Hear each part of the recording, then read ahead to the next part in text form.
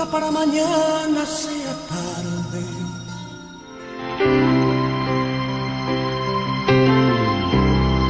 Ya lo all my dreams. Perdóname. Sí. Estéreo Sur 91.3.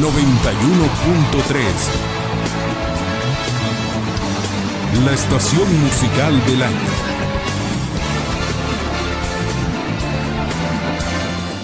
Muy bien, buenos días, sonido e imagen espectaculares aquí en el Sol de las Noticias. Contamos ya con la presencia muy distinguida de nuestra invitada para hoy aquí en el Canal 36. Es la doctora Roxana Araujo, exministra de Salud. Bienvenida, doctora Araujo. Gusto tenerla esta mañana aquí en el programa, la doctora Araujo. La recuerdo porque tuvo un papel muy importante en uno de los momentos realmente difíciles para la población de Honduras, cuando se empezó con estas enfermedades como el dengue hemorrágico, que venía cobrando una importante cantidad de vidas.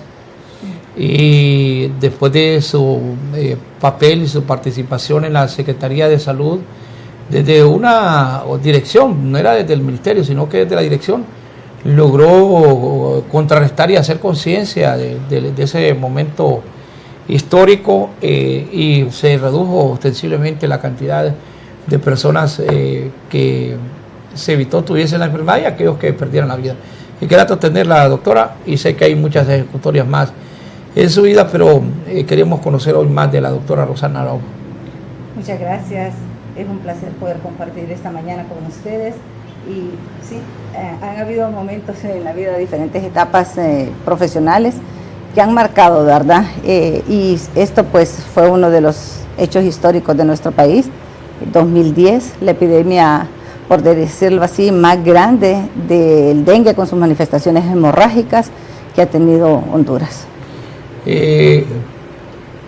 Usted estaba en lo que era la dirección, ¿era una dirección? Un programa nacional, igual que el programa de Chagas, igual que el programa de malaria, con la diferencia de que dengue pues ha sido o fue, porque ya no existen los programas, en su momento un programa que era financiado netamente con fondos de la Secretaría de Salud, no como malaria o como Chagas, que tuvieron un financiamiento sumamente importante de la cooperación externa. ¿Y cuándo inicia ese programa del dengue?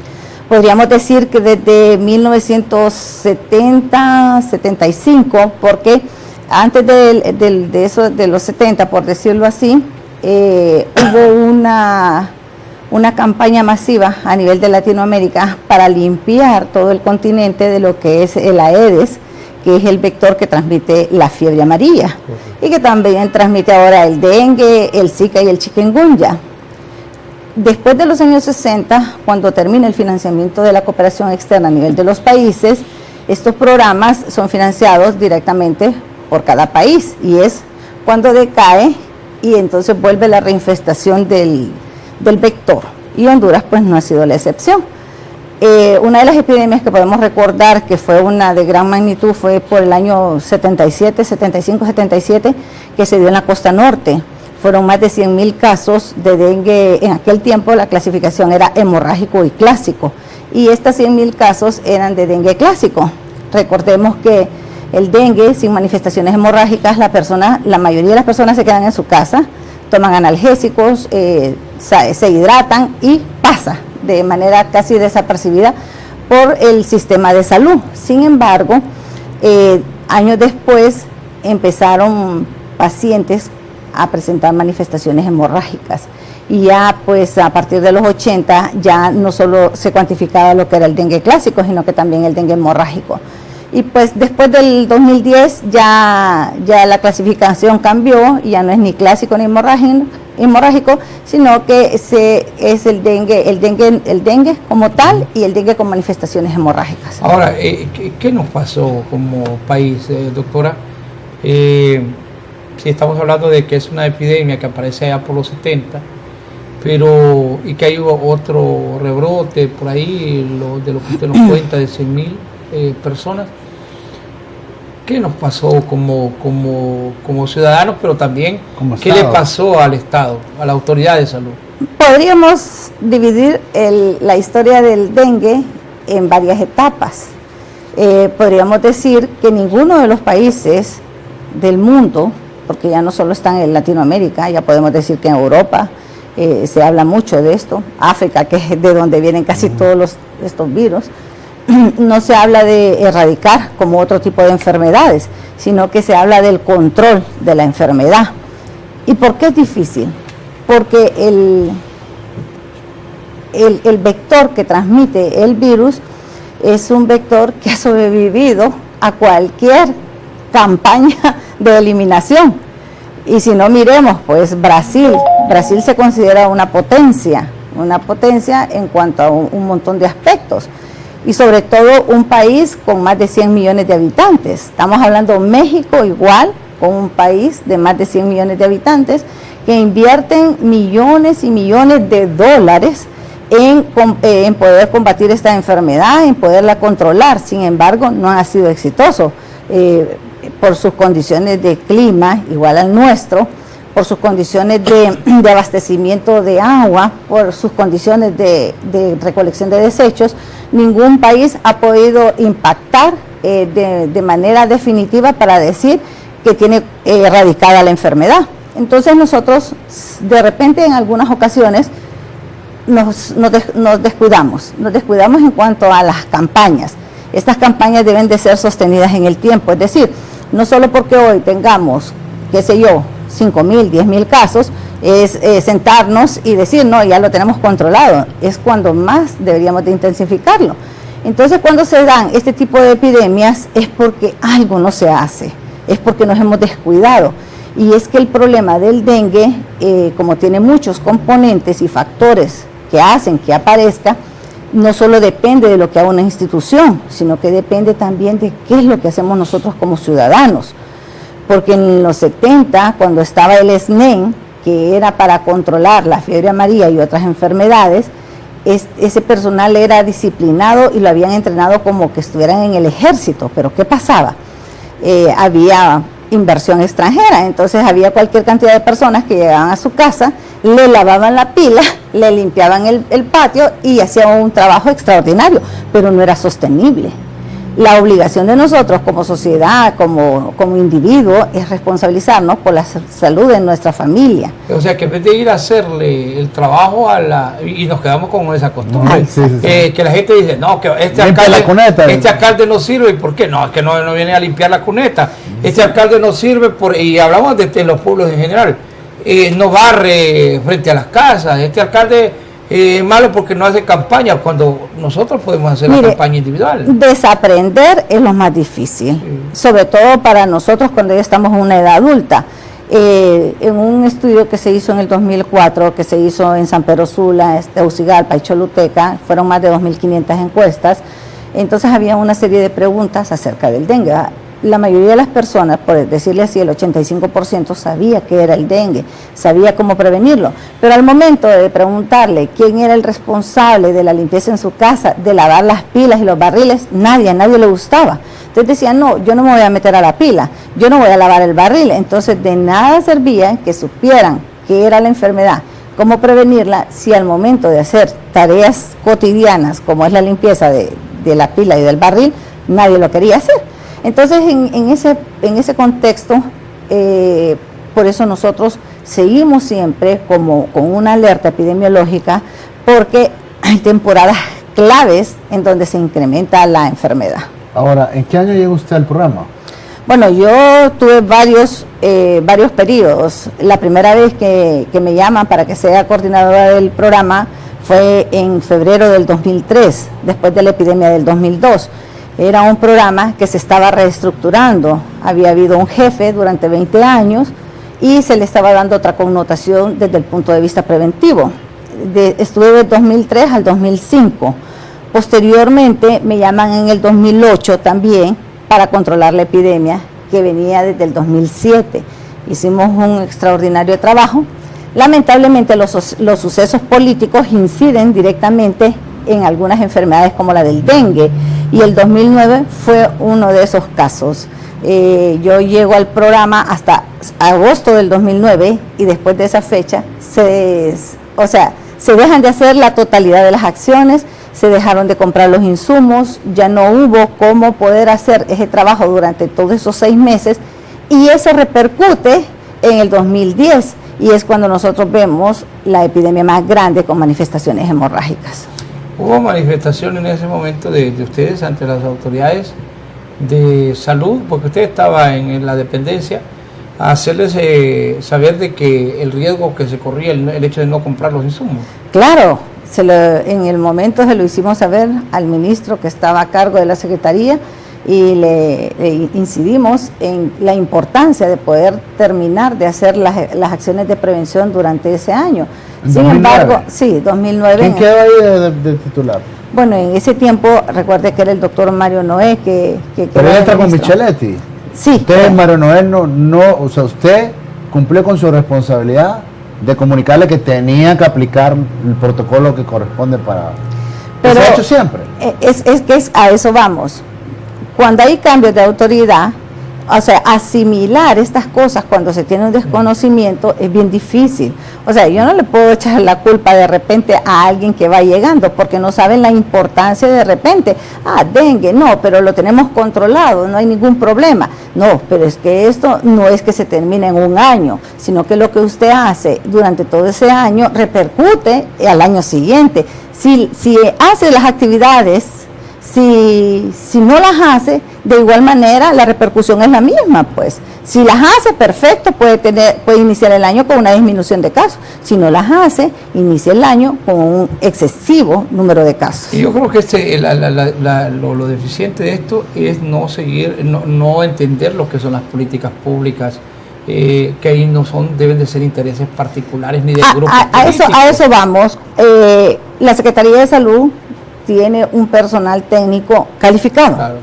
O sea, que en algún momento las autoridades deberían de poner atención, pero se desconoce. O sea, de repente, aunque sean del mismo partido, no, yo prefiero poner a esta persona que a la otra. Y eso, pues, por intereses particulares, como usted lo ha mencionado.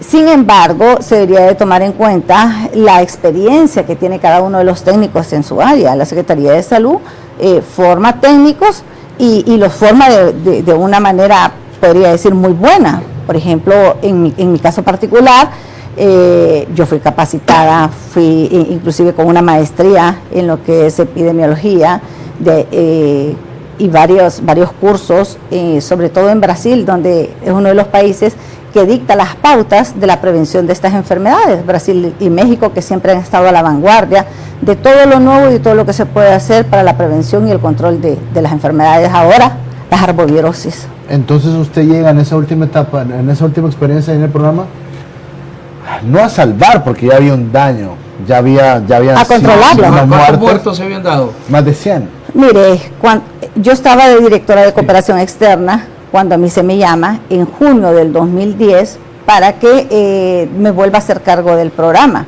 Claro, ahí era jugarse también el nombre, porque cuando uno ya de repente tiene una reputación profesional y mira la epidemia de esa magnitud, cuando ya hay muertos, pueden haber dos cosas. ¿Llegó a considerarse pandemia en algún momento? Sí, fue pandemia porque no solo fue Honduras, sino que fue en la región.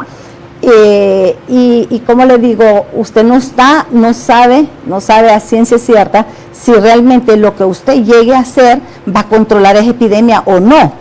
En ese momento se me dieron 7 semanas para controlar el daño que veníamos arrastrando de prácticamente un año. ¿De cuántos muertos estábamos hablando de ese nivel? En ese momento nosotros teníamos cuantificados unos 10 defunciones, que no era lo usual. Sin embargo, al final del año llegamos a cuantificar 84 defunciones y más de 68,000 casos de dengue clásico en ese momento. Sí, fue terrible. Bueno. Y el problema más grave que podríamos decir, y discúlpeme, es que la epidemia se centró en el Distrito Central. Sí. El 90% de la epidemia fue aquí. ¿En qué escuela usted estudia su primaria? Nosotros, después de aquí de la Guadalupe, mis padres se trasladaron a vivir a la colonia Kennedy. Estoy hablando hace 50 años. Y desde esa, sí, Yo tengo 53 años. No, pero no lo representa. Y desde esa Se fecha... mantiene siempre guapa, elegante. Es cierto. ¿Ah? Eso, sí, porque usted lo dijo, pero aparenta... No, no me molesta decirlo. No, pero aparenta unos 40. Hace 50 años vivimos en la Kennedy y cuando yo me casé también decidimos quedarnos viviendo cerca de mi familia. Aún vivo en la colonia Kennedy. Estuve en la escuela Roberto Sosa toda mi primaria y después el ciclo común lo hice, a pesar de que ya estaba el Mía Selva, pero lo hice en el Ibueras, y bachillerato lo saqué en Inmaculada ¿Y Concepción. por qué en el Iguera? Si era todo, cruzar Era todo como- desde antes- Tegucigalpa como de abuela. Era el prestigio que tenía la institución a nivel de ciclo común. Después del central era el mejor instituto, el mejor calificado. Y yo le puedo decir que no me arrepiento en ningún momento de hacer ese sacrificio, de ir hasta Comayagüela, porque ¿Y cómo se iba? en bus. ¿Pero cuál era la ruta? ¿Era La- Kennedy Centro? No, y bajaba, no, o directo? no. Era Kennedy, la isla, caminar hasta Comayagüela, porque era más fácil llegar, era más rápido llegar caminando que quizá que el bus diera toda la vuelta, sobre todo cuando ya iba uno contra el tiempo. Y Doble jornada. no, solo una, en la mañana, sí. Ahora, esta experiencia de que antes de ir a la Kennedy, por ejemplo, yo recuerdo cuando yo estaba pequeño, yo soy mayor que usted, entonces decían, cuando empezó la colonia Kennedy, pero yo sentía que quedaba ya como por Danlí. Sí. Y fíjese que nos llevaban, por ejemplo, aquí a los Carrizales, ahí por donde está un mall, arribita del colegio. ¿Arriba del Lolo? ¿O No, entrada al Lolo? en la entrada al Instituto Luis Bográn. Y ahí vivían unos buenos amigos de mi padre. Entonces, vamos a ir a pasear a donde los amigos. Y era ahí, nosotros vivíamos frente al mayoreo. Pero a mí se me hacía como que íbamos, digamos, allá a Talanga. Y que ahora queda 5 o 10 minutos de donde yo vivía. Bueno, yo creo que la percepción era para todo, ¿verdad? La Kennedy solo tenía una entrada, que ahora es la segunda. Sí, Ahora sí, exacto, sí, esa era, y ahí era la estación de buses, y de ahí a caminar hasta donde a usted le tocaba. O sea que usted ha visto bueno, es que la ciudad Kennedy era originalmente, ¿verdad? Sí. No era ni siquiera colonia, era una ciudad. No, ¿Cómo comenzó? No, es colonia. Era colonia. Lo que pasa es que ahora... Ahora es ciudad. Ahora es ciudad Es que Kennedy. de verdad que es una ciudad. Mira, ahí en la Kennedy usted encuentra moles, usted encuentra supermercados, Los bancos, los bancos, o sea, usted no necesita ya- ir a ya- ningún ya lado. se Seguro volvió social, una- ¿verdad? Seguro Social. ¿Y qué tal Sí. es el seguro social? ¿Qué sabe usted? Es una de las Periférica, mejores, digamos, sí, es la ¿no? periférica. Yo no me acuerdo si es la número 2, no sé, pero es tiene una muy buena atención la de la Alivia en Kennedy. alguna medida el Y esa colonia se caracterizó por ser, si bien era un proyecto social del gobierno, pero como que escogieron a la gente, ¿verdad? Que llegó ahí. fíjese. No, fíjese que no No, fue- digo yo, cuando uno gente especial. ve, cuando uno ve, porque yo he visto colonias pequeñas con menos cantidad que la Kennedy, y de la noche a la mañana usted no puede ni entrar a la colonia, y la Kennedy se caracterizó por, Fíjese que gracias siempre- a Dios, ser poblada por gente muy sana. Siempre fue una colonia sana y hasta Sí. ahora podríamos decir que es una colonia sana porque de sus habitantes ahí la delincuencia no se mira. El problema de la Kennedy empieza y se manifiesta cuando ya Los Pinos, Villanueva empiezan como invasiones. Entonces ya vienen personas de otros lugares, por decirlo así, de Tegucigalpa o del país, y que vienen y colonizan esos alrededores. Entonces ahí le estoy hablando como de los 80, ya empieza la delincuencia común, ¿verdad? Que si usted salía le robaban la cartera, que salía el niño iba a comprar un pollo y le robaban el pollo, le robaban la gorra. Ya después, pues, con estos problemas sociales y con lo que todos conocemos del ámbito de las drogas, pues entonces empieza otro tipo de problema social, y que yo creo que no solo la Kennedy, sino que la mayoría de la población ha tenido que asumir la responsabilidad de vivir con esa zozobra, ¿verdad? Y la gente se ha acostumbrado a callar para no poner en riesgo su vida, pero realmente podríamos decir que sigue siendo una colonia sana. No, y es un problema generalizado, lo mismo pasa en el Hato, colonias emblemáticas de la Sí. capital.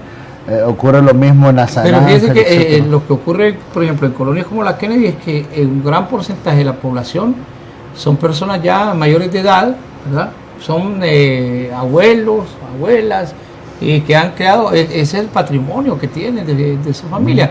Entonces muy poco la gente que se ha ido de la colonia o que lo alquila la casa, razones como Estamos hablando del 69. Sí, desde Sí. 1969, pero cambió usted el uniforme blanco, guayera blanca y falda azul a ponerse celeste. Sí. Ese cambio de... Bueno, recuerde que el Igueras... Pero ¿cómo impacta en usted de venir de un colegio público a un colegio privado? No, ninguno, nada, porque yo tuve la opción, inclusive desde primaria, de poder estar en el Sagrado Corazón. Mi papá, un hombre trabajador, ya falleció lamentablemente, con 2 o 3 profesiones universitarias que sacó durante su vida, pero sin embargo nunca perdió la humildad ni la esencia de ser de él. De venir de un pueblo y de no perder sus tradiciones. Sin embargo, uno siempre tiene sus amigos y tiene sus gavillas, como decíamos nosotros. Y yo era feliz desde que estaba en la escuela, en la Roberto Sosa, estaba a una cuadra de la casa de mi abuela.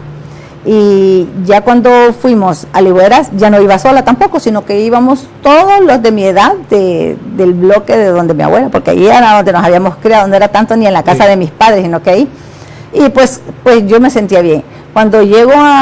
Cuando ya se decide para dónde voy en bachillerato, pues ahí sí ya dijeron, no, tenés que ir a un colegio ya diferente, ya no vas ahí.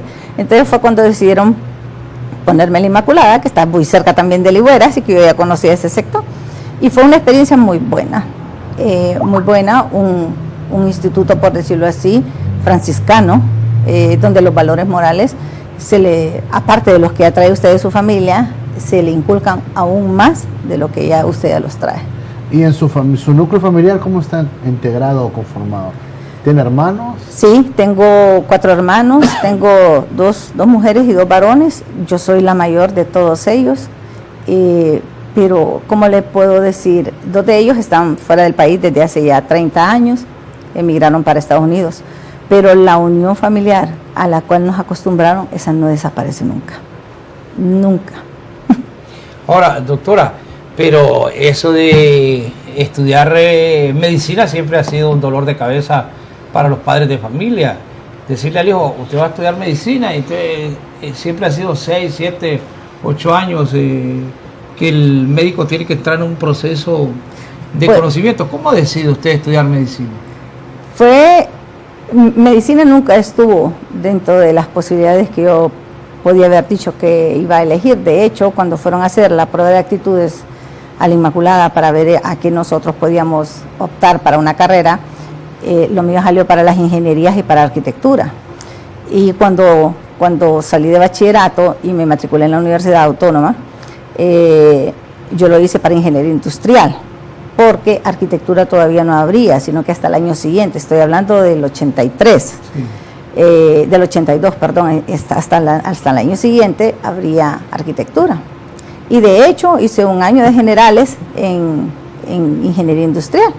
Cuando ya pasamos para arquitectura, solo éramos 19 estudiantes en ese momento. Era una carrera nueva, elitista, sigue siendo elitista.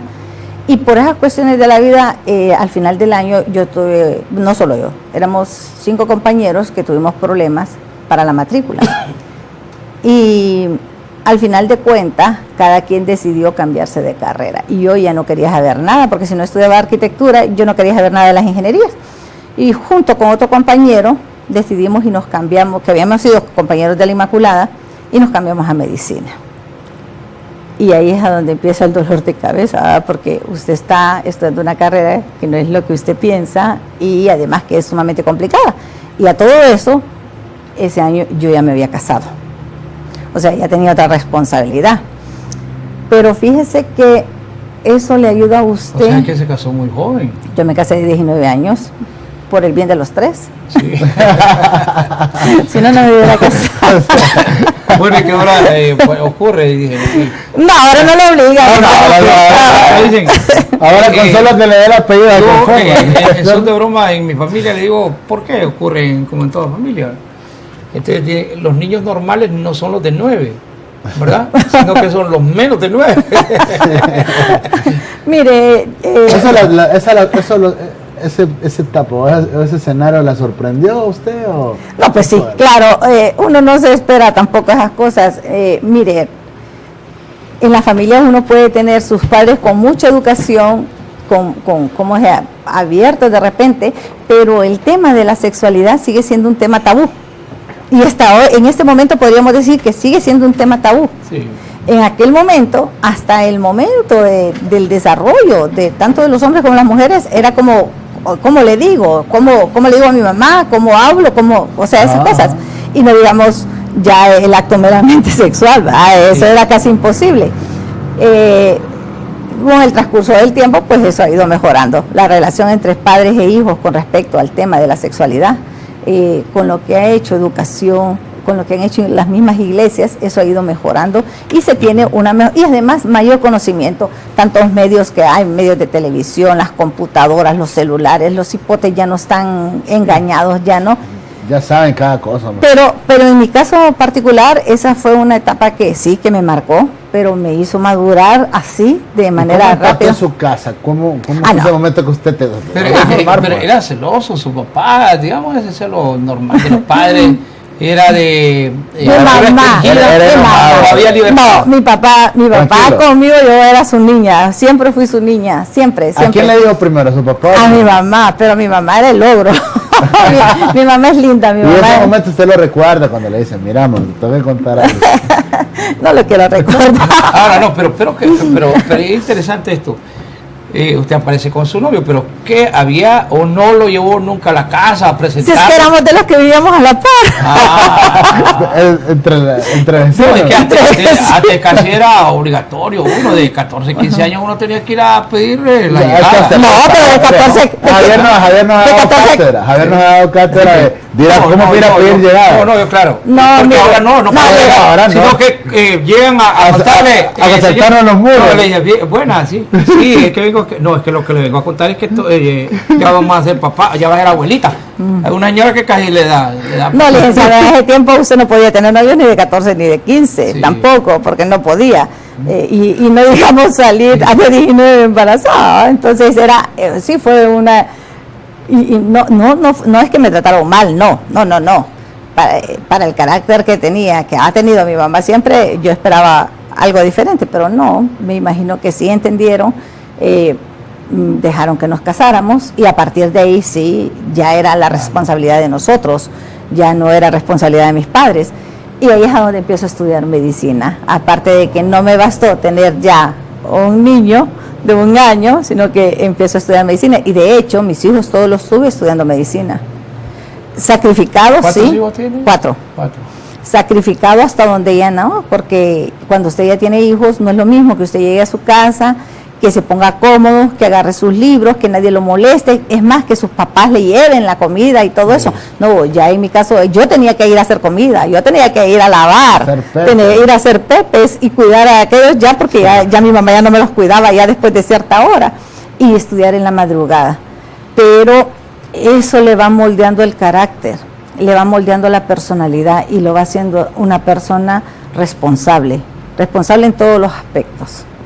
Entonces ya con su primer hijo, cuando usted se gradúa de doctora, pero ya es una madre completa, ya tiene sus 4 hijos. Sí, así es. Y la primera experiencia profesional, ya lógicamente que la aspiración de todo profesional es ir a buscar trabajo. ¿Cómo lo logró? ¿Lo tenía? Mire, los inicios en cualquier carrera es difícil. Sí. Si usted no tiene quien le ayude para el engranaje gubernamental, que es el que usted espera que sea contratado, es sumamente difícil. Y en el sector privado, la carrera de medicina siempre ha sido mal pagada, malísima. Intentamos con una amiga, como a los 6 meses de haber egresado, poner una clínica. Pero buscamos un lugar que no fue el mejor, definitivamente, fue cerca de ahí del San Felipe y no había ni estacionamiento, o sea, estuvimos como 4 meses y no mirábamos nada, entonces decidimos cerrarlo porque no, y buscar cada quien por su lado. Ahí se me presenta una oportunidad de hacer unas guardias en una clínica privada, donde nos pagaban 50 lempiras de base por la noche, mirar o no mirar a usted pacientes. Y por cada paciente que usted mirara eran 25 lempiras, que al mes pues no era un gran sueldo que se diga, pero por lo menos estaba su O sea, empleada. que usted rogaba más que por la salud en ese momento es que llegaran enfermos. No, y tenía, Yo digo, por lo... por- llegó un momento en que yo tenía muchos pacientes, muchos, no me puedo quejar. Los sábados y más los sábados, gente de Talanga, gente de fuera de la ciudad, pero en eso, otra persona que había sido mi paciente en esa clínica, prácticamente me pidió que me fuera para una maquila, y me decía, doctora, váyase que ahí la necesitan, y vaya, pero yo no, sí tenía temor, porque la formación nuestra no es con un gran expertise en las enfermedades ocupacionales y en las enfermedades de origen laboral. No es Heridas, golpes, no, ese tipo de... otras, porque las maquilas de aquí tienen un montón de cosas en las que usted puede incidir si usted conoce realmente lo que son las enfermedades ocupacionales. Sin embargo, nosotros en la carrera en ese momento llevábamos un módulo cortísimo y nada más, y pare de contar. Entonces sí tenía temor de ir a algo desconocido y de no poder rendir lo que se esperaba de mí. Sin embargo, fue una de las experiencias más bonitas que yo tuve. Yo trabajé para Monsini, que antes era Nino Mori, Sí. y estaban en un proceso de transición del local donde estaban por el Prado a lo que está en el Anillo, y se me tomaron en cuenta todas las recomendaciones para prevenir los accidentes de trabajo. Y ahí empieza ya mi vida profesional. Ya era sumamente bueno. En ese tiempo nosotros los médicos ganábamos 2.500 lempiras. Sin embargo, yo como no quería el trabajo porque me daba miedo, pedí 6.000 lempiras por 5 horas y 1 hora extra, pero era para quedar descalificada, y me aceptaron con esas condiciones. Creo que sí, hasta el último día de la maquila yo di todo lo que yo tenía que dar, y de la maquila salgo para el sector gubernamental con un contrato de 3 meses en Santa Lucía, en el centro de salud. Ahora, bueno, hay una etapa que llamó la atención.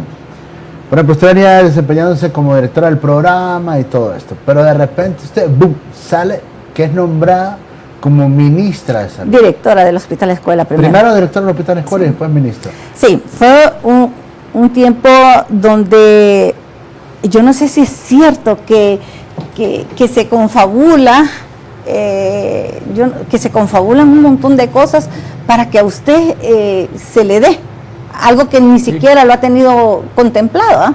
En el 2012, desde como en marzo, habíamos estado teniendo problemas con una de las personas a quien yo aprecio, a pesar de todo el daño que me pudo haber hecho después, pero que yo aprecio y que le tengo lealtad aún, y es el doctor Bendaña. Porque siempre las personas que asesoran a los ministros no miran o no miden el daño que le hacen a una población con tal de perjudicar a X o a Y persona. Ajá. Entonces yo creo que estaba siendo mal asesorado en ese momento, no sé qué era lo que pasaba, pero ya estábamos teniendo muchos roces, a pesar de lo que se había hecho con el trabajo de dengue. Déjeme decirle que dengue nunca tuvo presupuesto, jamás. La primera vez que me entregaron el programa era de 3 millones. Y en el 2005, después con Elías, habíamos aumentado a 8 millones de lempiras. 8 millones de lempiras entre 20 regiones de salud. A cada región lo que le toca es una miseria. Sí. Entonces lo que se hacía para... Casi 500.000. Exacto, sí. Entonces lo que se hacía para abaratar los costos es que de repente algunos insumos se centralizaban las compras, pero tampoco las hacíamos nosotros. Las compras en dengue siempre las hizo la gerencia administrativa de la Secretaría. Nosotros ni un lápiz comprábamos, jamás. Nunca se nos dio ni siquiera una resma, nada de eso. Ya después, en el 2008, después del 2007, la epidemia, y con la ayuda del doctor Carlos Aguilar, ese monto llegó a 18 millones de lempiras. Pero también ya estaban específicos que 8 millones era para insecticidas, que 4 millones para combustibles, pero para todo a nivel nacional. Igual, solo destacaba como 1 millón de lempiras a cada región, por decirlo así. Entonces, siempre fue poquísimo. Pues, después de una reunión con él, donde no fue muy buena, yo decido renunciar a dengue en agosto en julio del 2012. Y él me dijo que sí, que estaba bien, que me aceptaba la renuncia. Una semana después se me ha llamado por un grupo de colegas que manejaban el hospital escuela y me dicen, doctora, tenemos el currículo de 3 personas, necesitamos el de otro más y hemos considerado que usted puede ser también una candidata para ocupar la dirección del hospital escuela. Y yo había renunciado a dengue ya. Entonces yo les dije que sí, que no había ningún problema, que mi currículo se los entregaba y que yo entraba al concurso para la selección. Y un martes, así... ¿Ya estaba la rectoría? Ya estaba. ¿Y usted tenía ya relación con la rectora Castellano? No. ¿No fue ella quien le permitió leer beneplácito? No, era un grupo de médicos que estaban a cargo de... Es que se dijo mucho, bueno, que acá se dice de todo, ¿verdad? Pero es que se hizo mucho que usted tenía la bendición de la rectora. No, y que pero... después la rectora la llevó de ministra. Usted formaba parte del grupo de la rectora. Pues, por yo no conocía a la rectora. No, o sea, la conocía por los medios, pero nunca había tratado. El día que yo conozco a la rectora es el día que me juramentan como directora del hospital escuela. Okay. Pero antes nunca había tenido el placer ni siquiera de saludarla, no la conocía. Es un grupo de médicos, un grupo amplio de 4 o 5 médicos los que me hicieron que me abrieron esa oportunidad para ser directora. Y es así como en una transmisión directa de HRN y que yo estoy en mi casa, que estoy escuchando que Yari le pregunta directamente a la doctora Palou y le dice que sí, ya fue seleccionado el nuevo director y que ellos ya saben que es una mujer y solo era yo la que había participado de mujer, ¿va? Entonces me pongo atención y entonces viene la doctora y dice sí, que me habían seleccionado a mí. Hasta ese momento, bueno, me cae el 20, ¿verdad? Del hospital escuela, de todo lo complejo, de todo, o sea, la transición que estaba sufriendo en ese momento, de todo lo que iba a arrastrar eso. Bueno, y ahí mismo me llaman despuesito de que me presente el día siguiente porque me van a juramentar. Y ahí es a donde yo conozco a la rectora. Un mes después, eso fue el 7 de agosto que me juramentan, y un mes después yo estoy siendo nombrada ministra. ¿Y cómo fue eso? Pero no ¿Qué pasó ahí? ¿Cómo fue? No, nosotros ya habíamos estado ya con el presidente por el trabajo en dengue. Él ya había estado viendo cuál había sido el trabajo y él ya había solicitado 15 días antes que yo fuera a la secretaría. ¿Usted sustituía a Tuki? A Tuki, sí. Okay, mire cómo y él ya había, así, o sea, a los 15 días de que yo estaba en el hospital, él ya nos había dicho que él quería que yo fuera a la secretaría como ministra, pero yo venía empezando en el hospital escuela, pero ya casi al final de ese mes, él dijo que sí, que yo iba como junta ejecutiva, no junta interventora, junta ejecutiva. Entonces, bueno, seleccionan 5 personas de la venia de la rectora, de la doctora Palou, de la gente que estaba coordinando en ese momento, para que me acompañen, junto con Transformemos Honduras, a la Secretaría de Salud. El 7 de septiembre del 2012, yo recibo una llamada a las 7 de la mañana del presidente y me dice, doctora, me dice, no la voy a juramentar como junta, la voy a juramentar como ministra. Le digo, pero yo ya estoy lista con un grupo de personas para ir como junta. No, pero usted va como ministra, puede llevarlas, pero usted va como ministra. Así fue como me nombraron. Okay. No hubo injerencia de nadie. Y esa experiencia sobre su gestión como ministra, conocimos varias cosas. Unas públicas y otras que nunca trascendieron, pero que sí las vivió usted. Entiendo que usted tuvo encima a un par de personas, ¿verdad, Javier? Y son los intereses normales que se corren.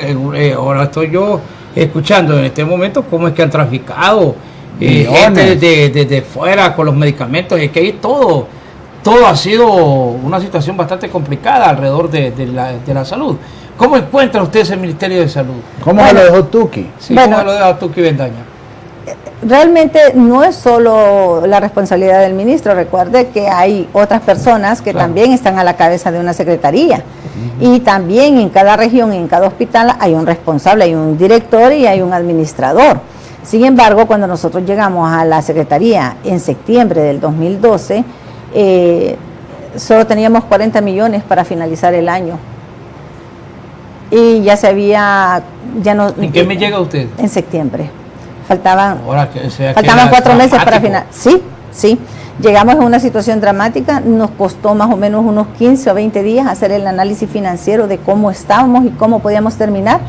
En un consejo de ministros dimos a conocer la situación que necesitábamos 936 millones. O sea, se comieron todo el presupuesto, ¿y en qué? Pues ya estaba ejecutado, no sabemos... si bien o mal, pero sí, pero ya estaba ejecutado.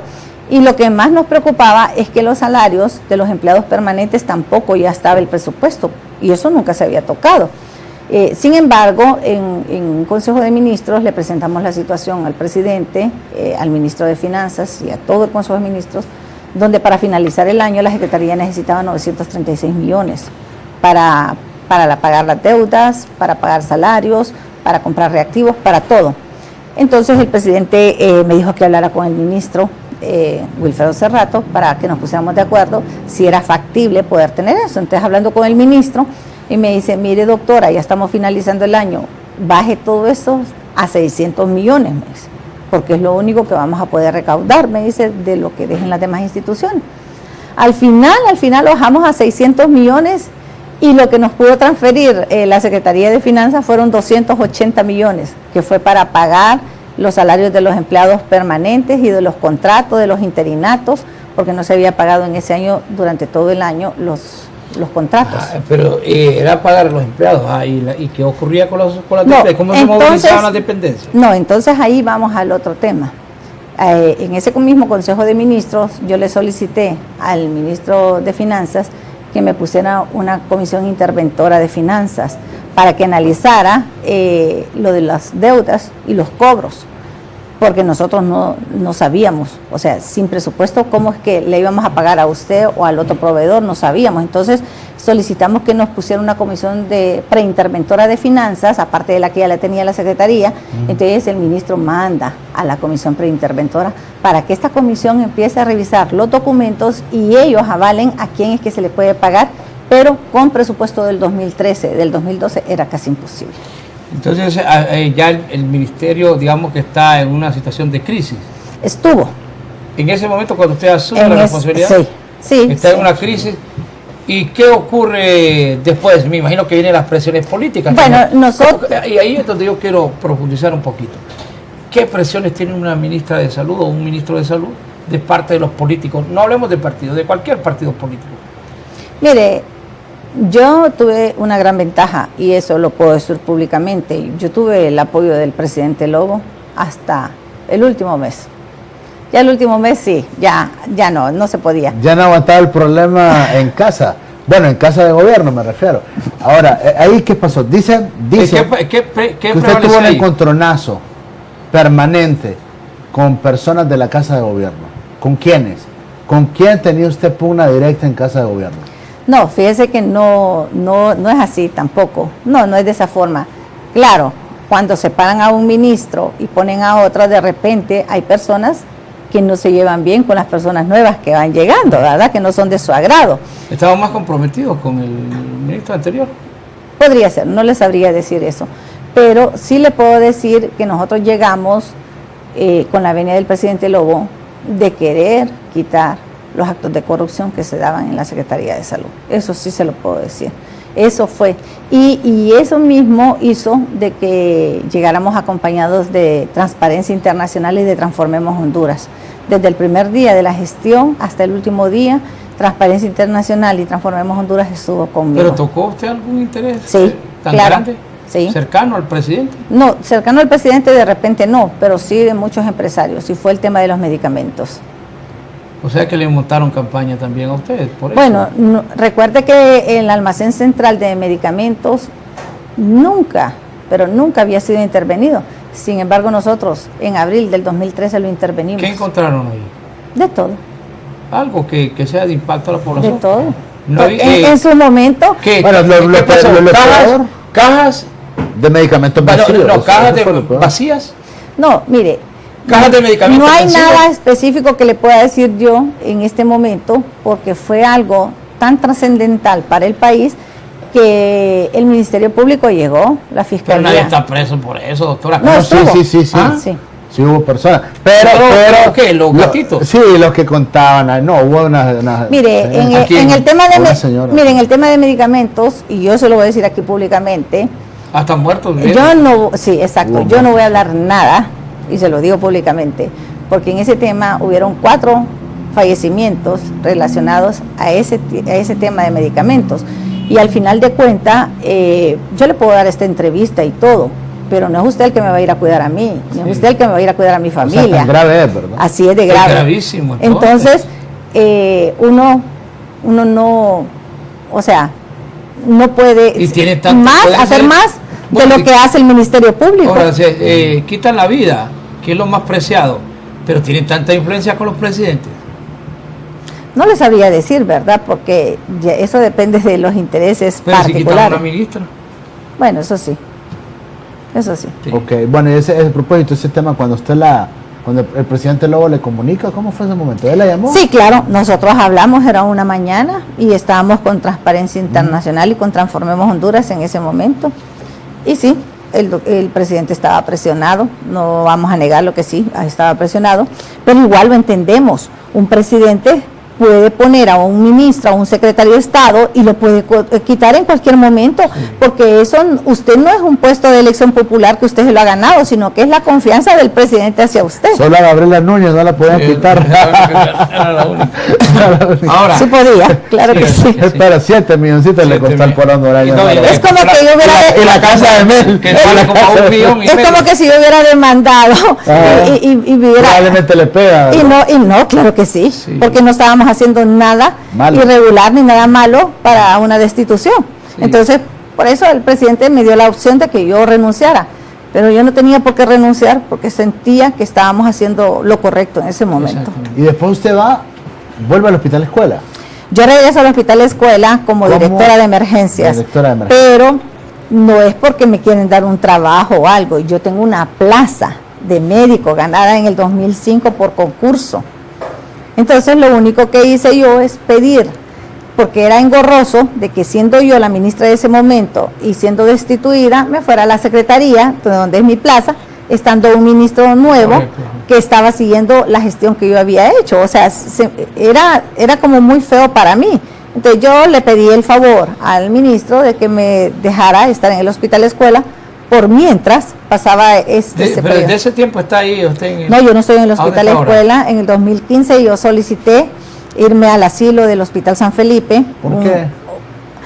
Porque fíjese que el asilo siempre lo miré yo como un lugar como para poder hacer algo bueno por esas personas que están ahí, que son personas abandonadas.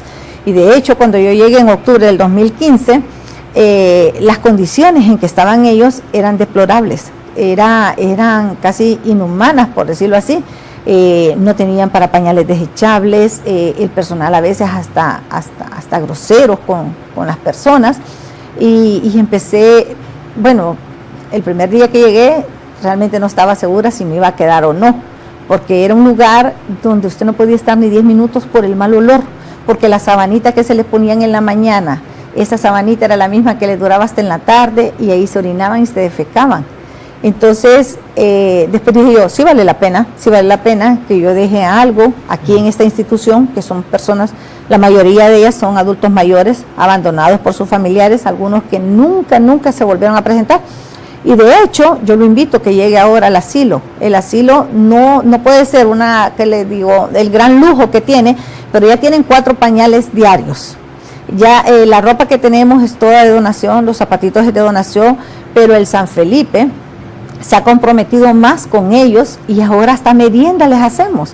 Hay un lugar nuevo de rehabilitación para el adulto mayor que ya no solo es para el paciente que está interno, sino que para el paciente que está afuera.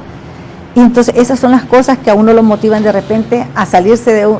Cuando usted mira que ya su ciclo laboral ha terminado en algún lugar, sálgase, no se quede ahí, porque no va a dar más de lo que ya dio. Bueno, estamos ya en la recta final del programa y ¿está casada? ¿Soltera? Divorciada, Divorciada, pero o sea, soltera. ¿sí? Pero digo, ¿Cuántos ¿hace admiradores? poco ¿No? ¿O hace buen tiempo? Hace... O sea, ¿está soltera usted? ¿Sí? Estoy divorciada. Y, admiradores, me imagino que son muchos. Usted, ¿Ah? usted. Sí, yo la admiro. No es broma. No, una mujer guapa, yo lo dije. ¿Ah? Guapa, elegante. Siempre Mire, tiene esa mire, característica de licenciado. estar siempre bien bonita. Mire, licenciado, yo en algún momento sí me sentí molesta con usted porque Sí. a veces juzgamos a las personas a priori, sin saber a fondo el contexto de lo que ocurre, sin saber a fondo qué es lo que hay detrás de toda una campaña de desprestigio. Sin embargo, yo le puedo decir que usted en este momento puede ir a mi casa. Es una casa sencilla de la Kennedy, de una planta, sin mucho ostento, sin nada. Pero ahí soy feliz. Pues fíjate, me sirve también a mí para aclararle. Esa publicación de la que usted también me creyó a mí sin haberme preguntado. Fue una información que fue publicada en un medio de comunicación. Un ¿verdad? medio que tiene una droguería. Es una droguería, pero esto trascendió en todos los medios. Sí. No solamente yo, fíjese que no lo comenté yo lo recuerdo muy bien. Yo no lo comenté porque usted tenía una amistad muy especial con alguien como Richard Casolá y yo me daba la tarea en las mañanas de transmitir todas sus actividades. Fíjese que no fueron todos los medios, ya le yo cuento. conocía su trayectoria. Entonces, ese documento salió como noticia y yo lo leí como noticia. Fíjese que Y hubieron bien que varios... usted me creyó y yo nunca le reclamé, ni nunca he hecho ningún comentario, porque yo le entiendo a usted también, ¿verdad? A mí en lo absoluto no Y le guardo cuento, la ni demanda, molestia ni la tranquilidad. demanda solo está contra ese medio, no está contra los demás. No, pero sí aparezco y yo me sorprendo porque una vez fui al juzgado, creo que estábamos con Alan. Es que Y nosotros le no digo, hemos querido. no, hombre, la doctora le dio. ¿Y por qué sería? De seguro amaneció enojada. ¿Sabe? Pero ni le he mandado razón a Mire, que no, ni le he reclamado no es públicamente, ni lo hago. Y no es amanecer bueno. enojada, porque amanecer enojada es amanecer enojado. Sí. Pero el problema es cuando le quieren llevar su prestigio al suelo, como Pero yo digo, lo pretendieron no- hacer. Y además, a raíz de todo eso, mi padre empieza con un proceso de depresión que lo llevó a la muerte. Sí, claro. Entonces, esas son las Ahora, cosas. lo que ¿Y pasa quién es me que- lo devuelve? No, ¿qué es lo que ocurre? Que usted es una figura pública. Sí, y por eso me he ¿qué cuidado. ocurre? No, por eso usted es una figura pública, pero Dios no lo quiera nunca. Sí. Y usted al salir de Canal 36 se cae. Usted es noticia distinguida, usted es noticia en toda Honduras, y no van a decir Pero la voy a dar a la doctora Rosana. Rosana Bravo dice, es la exministra, usted es un personaje en este país. Yo le dije a Lili No, fíjate que más que y por te el reconocimos ministerio, por su papel no, en el medio histórico. y reconocimos, yo le dije al principio, usted jugó un papel histórico en Honduras. Sí, mire, son Entonces- cosas que pasan y que uno sabe que no está exento de que alguien se lo quiera Entonces, llevar de encuentro. no, pero ¿qué ocurre? La información Pero ¿sabe qué? y solo la dimos a conocer. ¿Sabe qué quiero Entonces, destacar yo tampoco, una característica que mis compañeros saben, que nosotros hemos logrado descifrar. Yo ni resiento con nadie. Hay gente que nos ha demandado por cosas más, ¿qué le diría? Bueno, mínimas. Pero ¿sabe qué Mínimas, quiero y al destacar? final- Javier? ¿Sabe qué quiero destacar acá? Que están los dos acá y yo estoy en la posición más incómoda. De todas. Incómoda, No, incómoda, bien, amigo, diga. no, incómoda me refiero en el momento, porque yo soy hermano suyo y amigo de ella. Pero yo no soy. Entonces, no, ella no pero- es enemiga mía. Entonces, no, en el momento, pero qué bonito. ¿De qué? Qué bonito, como dice acá el amigo, de que en este momento se puede hablar. ¿Sabe qué es lo Sí, terrible, sí. doctor? ¿Sabe qué es lo terrible? Y nos ha pasado, Javier. Hay con gente con la que no podemos hablar. No, mire, Sobre algún malentendido. yo le voy a decir una y es cosa. mejor así a generar un conflicto. Mire, yo le voy a decir una cosa, cuando a una persona se le quiere dañar, no se hacen las investigaciones respectivas, solo era cuestión de ir a finanzas y de ver a quién es que se le había pagado esas cantidades de dinero y quiénes los habían ejecutado. Nosotros como jefes de programas, como le digo, ni siquiera un lápiz podíamos comprar, era la gerencia administrativa, ahí era la gerencia administrativa la que tenía que ser llamada, no éramos nosotros. Sin embargo, nosotros sabíamos por dónde era el daño, o sea, habíamos intervenido en el almacén central, se habían encontrado expedientes que dañaban la reputación de cualquier empresario. Y yo sabía que era una manera de callarme. Pero yo le voy a decir una cosa. Cuando uno es un funcionario público para servir al pueblo, no para lucrarse uno. Y así debe ser. Así es. No, y el periodista no lo hace de mala fe. Y uno tiene que entender que los medios también tienen que llamar la atención para sus medios. Y esa era una manera de llamar la No, atención. es que- Pero la otra cosa Pero que le que voy a... apareció como titular. Es como, ese no, tipo pero de es como medio. ahora, hoy, el titular del viernes del Heraldo, a propósito, es matador, o sea, dice caos. Bueno, está hoy, el titular de hoy habla de lo deplorable en la Secretaría de Salud y todos los actos de corrupción. Entonces, de ahí surge el escándalo. De acá, este medio de comunicación, doctora, surge el escándalo del Seguro Social. Sí. La entrevista de 10 días revela y lo el escándalo. y lo que le quiero decir es esto. Ningún gobierno está exento de escándalos. Sí. Ninguno. Lo que pasa es que de repente el gobierno de turno es el que se mira más señalado, porque es el gobierno de turno. Pero nosotros, si hacemos un análisis de los últimos 30 años, de lo que han sido las instituciones, entonces ahí se van justos por pecadores también. Claro, o sea, no se van culpables, pero son justos por imagínese, lo que pasa es que es la inmediatez. Por ejemplo, si Exacto. a una gente vengo yo a decirle que hace 20 años que en el gobierno de Rosuco o en cualquier Ya no hay documentación. de repente Y ya no hay documentación. No hay documentación ni vivían. Sí. Pero sale un hecho y en eso hay cuestiones que son sensibles en Honduras. El tema de la salud, el tema de la seguridad, son cuestiones que cualquier cosa Mire, que aparezca- son cosas en las que uno se arrepiente en algún momento de haber sido un funcionario público. Mi papá fallece a raíz de todo eso, de ese acontecimiento. Y el día que nosotros vamos a enterrarlo, yo estoy en primera plana. Y sabiendo usted la injusticia, sabiendo usted que no ha tocado ni siquiera un centavo de esos 50 millones, que ha sido otra persona la que los ejecutó, y esa persona en ningún momento se mencionó, solo por desprestigiar a alguien que sí puede Pero decir. porque usted no lo dijo, ¿por qué no dice quién fue esa persona? Porque usted teme que...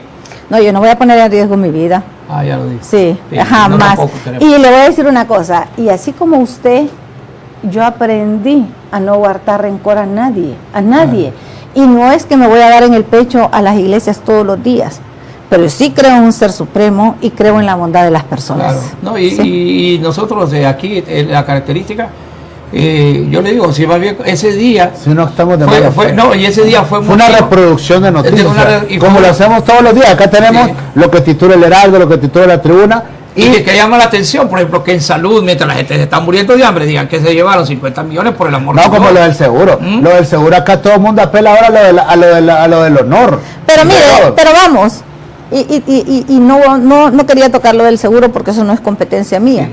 Pero si nosotros analizamos todas las administraciones del seguro, ¿quién dice que no en otra administración no Hubo algo tocaron? peor. Sí. Sí, claro. O otras instituciones Yo como estoy de acuerdo Socorro, con- Ajá, ¿y a dónde están presos los otros? Están muy bien en sus casas, millonarios, Sí. súper millonarios. Y todos O sabemos sea, eso. que lo que ocurrió aquí fue apenas la punta del iceberg, porque cuando empiezan a expurgar, si fuésemos un país responsable, el Ministerio Público... Por lo debería menos estar 3 administraciones antes. 3 o 4 administraciones antes Sí. deberían de estar investigando que se dieron situaciones, como usted dice, iguales o peores. no, iguales o peores. Entonces, esto es lo importante de cuando se tiene madurez y cuando el corazón de uno es sano, doctora. Nosotros raras veces hemos sido vencidos en juicio. ¿Sabe por qué? Porque lo que decimos siempre lo tenemos documentado. Sí. Y no partimos de una parte, de una situación emotiva antes de que O la información personal. salga. Es característica de Canal 36. La orden, si se quiere, del jefe. Si usted va a dar una información, tiene que tener la documentación o tiene que tener en qué respaldar. Y mire, después de eso y de todo lo que sucedió, sin embargo, yo vine a varias invitaciones que me hizo Alan. Y yo le voy a decir, yo soy el Sí. segundo a bordo. Y con todo respeto, yo le pude haber dicho a Alan, no, mire, ella me demandó a mí, ella no puede venir al medio. Y nunca. No fue motivo que yo creo que a estas alturas ni el licenciado Tramado López No, ni sabe. con Richard tampoco. Y en el con caso de Richard, es la amistad. ¿y qué ocurría? O sea, las notas de Rosana Araujo, las noticias que Salían. traía Richard, porque pasa aquí por Javier. y me toca, mire, yo estoy en el noticiero de la mañana, estoy al mediodía y estoy en la tarde. Y mire con Richard, ¿cuál es la amistad? Un café. Sí, no, y la cobertura. No, que- y el trabajo Pero por conjunto. decirle así, sí. no, yo le digo el trabajo conjunto, pero no es que es como un funcionario que va a decir, no, le voy a pagar y lo voy a No, tener. no. Jamás. O sea, ninguno, no pude hacerlo. Y- ¿Sabe por qué? Porque siempre he vivido de mi salario. Sí. Entonces, si yo quiero de repente pagarle a alguien, significa que eso que voy a pagar va a salir de mi salario. Y- Entonces, no y yo puedo. voy a decir que- A mi amigo ni siquiera a un café nunca lo he invitado. Fíjate que el caso, y no creo que lo haya invitado, que es más duro que la cara. Pero Javier también me está en el desayuno hoy.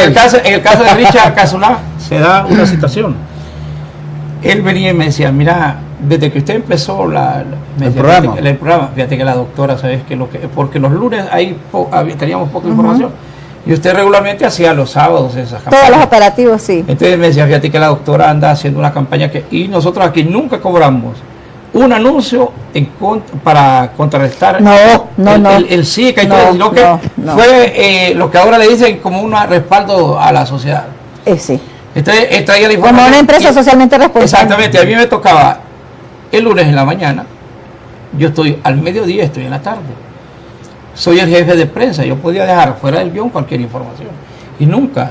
Porque yo le entendí que era la molestia normal que usted pueda sentir, porque no se nos pidió la explicación de repente, ¿verdad? Usted si se sentía ofendida, como se mire, uno donde se tiene que ir a defender de esas cosas es a los juzgados, sí. Porque el honor nadie se lo va a levantar jamás. No, siempre queda derecho a una mire, fíjese que después de esa campaña yo andaba esos 50 millones aquí en la frente y decía yo, ¿dónde están? Tantas miserias que tengo y no puedo pagar, ¿y dónde están esos 50 millones? O sea, y uno sabe cómo ha sido la administración de la Secretaría, sabe quién es el que compra, sabe quién es el que paga. Y el que roba también. Pues sí, entonces se sabe. Pero que nunca los van a meter. Pero ahorita la Maxi está metida de lleno en ese tema, ¿verdad? Porque entiendo que le van a entrar. ¿Verdad? Que a propósito le recuerdo a este señor Jiménez Mayor si conoce Chucri Cafi, ¿verdad? Que es uno de los empresarios que está ahí. No, y que también estos empresarios que están vinculados a medios de comunicación. Pero mire, también hay que ser responsables, y yo no sé si tengo 1 o 2 minutos para decirle. No, claro. Yo no voy a defender a ningún empresario porque ellos tienen sus abogados para defenderse. Por ejemplo, con el caso de Elena Gutiérrez, ha habido una mala información. Todo el problema es por un medicamento.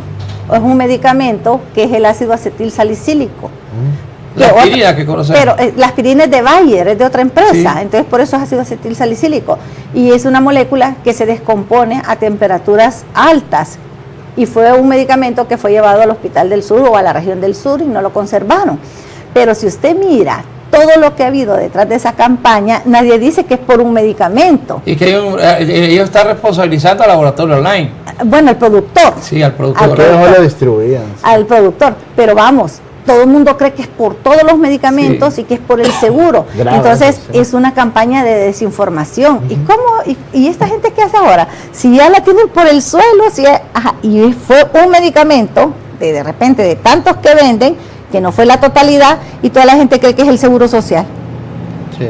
Entonces, no tiene nada que ver con entonces mire usted cómo va, cómo es. No, y nosotros entendemos como medio, como periodistas, y en tanto tiempo, yo estoy curtido, 30 años de estar aquí, uno entiende lo que pueda sentir la persona que es señalada, ¿verdad? La gente se impacta. Mire, yo pienso que cuando uno es responsable de esos actos, ni se debería molestar y afrontar las consecuencias. Correcto. Pero cuando uno sabe que no ha tocado eso y que sabe quiénes sí lo hicieron y que están detrás de esa campaña, sí da. Pero sabe, claro, se siente, pero ¿sabe qué pasa?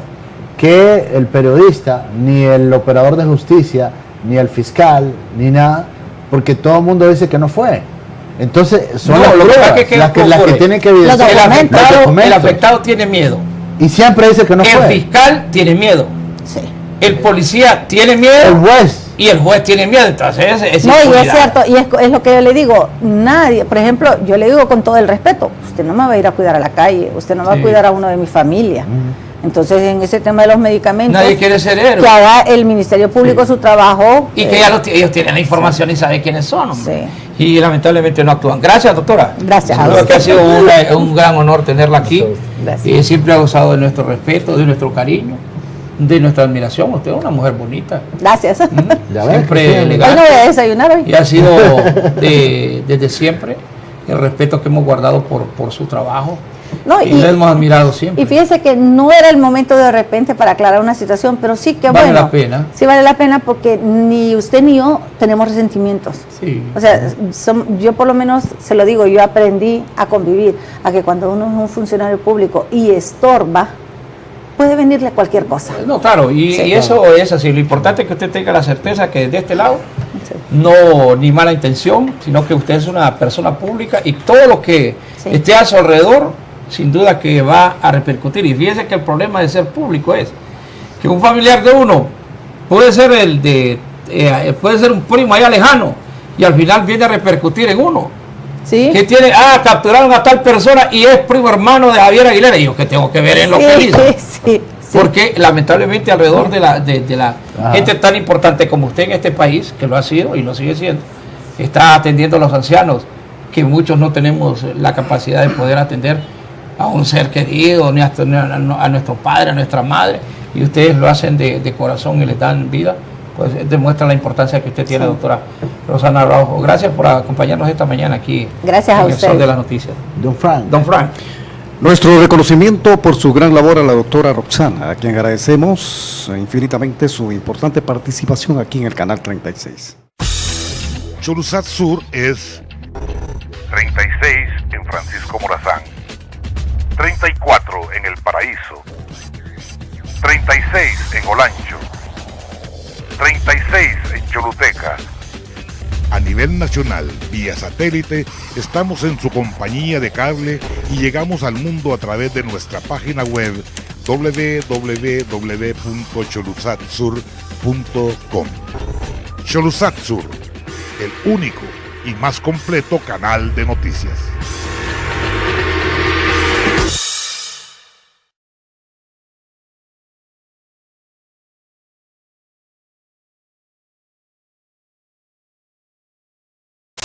Esto es Cholusat Sur.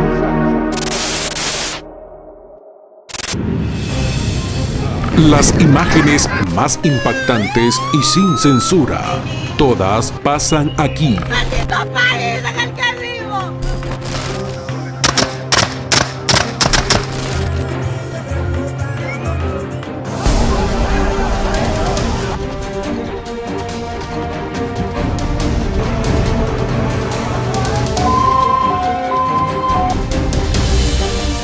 Somos una ventana a la realidad nacional.